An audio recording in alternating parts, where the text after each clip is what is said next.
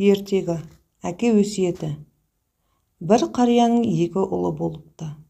Қария дүниеден өтерінде балаларын шақырып алып былай депті: мен сендерге мұра қалдырып барамын, бірақ бұл мұра қазына байлық емес, ақша мен пұлдан да қымбат 3 өсиет айтамын. Өсиетімді есте сақтасаңдар, есте ұстасаңдар, өмір бойы молшылықта өмір сүресіңдер. Менің 3 өсиетім. Бірінші, ешкімге бірінші болып иіліп сәлем бермеңдер, басқалар сендерге иілсін. Екінші, барлық тағамға бал қосып жеңдер. Үшінші, әрқашан мамық төсекте ұйықтаңдар.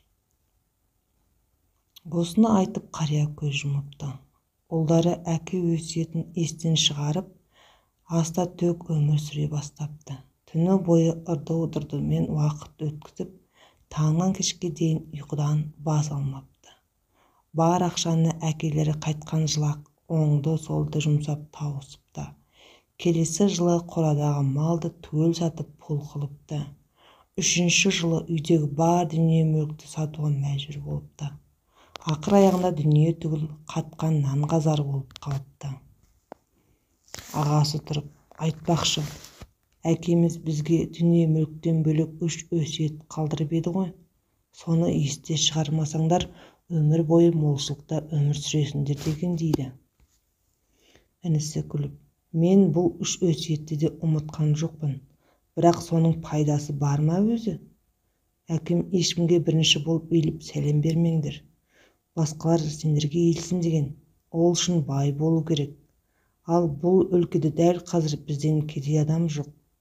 Ол барлық тағамға бал қосып жеңдер деген. Ал бізде бал түгілі бір үзім нан да жоқ қой. Ол әрқашан мамық төсекте ұйықтаңдар дей айтқан еді. Мамық болса мейлі ғой, үйімізде тіпті ескі текемет те қалмады.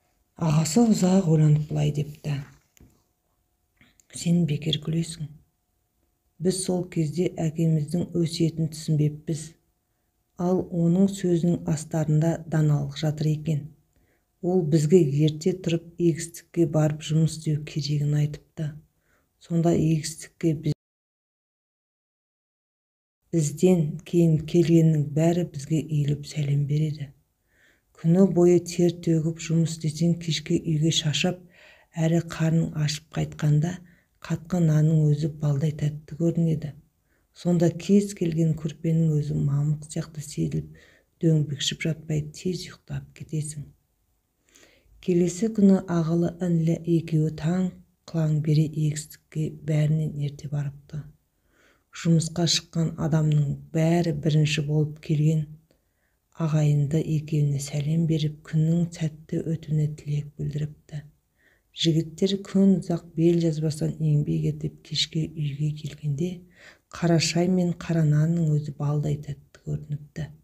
Шаршап келгеннен бе еден үстінде емес, мамықтың үстінде жатқандай жайлы ұйықтапты. Олар күн сайын осылай еңбек етіпті. Егін бітік шығып, күзде мол өнім жинапты. Соның арқасында молшылыққа жетіп, қалған өмірін еш тарықпай өткізіпті. Көрші қолаң ауыл аймақта бұларды қайтадан құрметтей бастапты. Ағалы інілі екі жігіт әкесінің айтқан өсиетін естен шығармапты.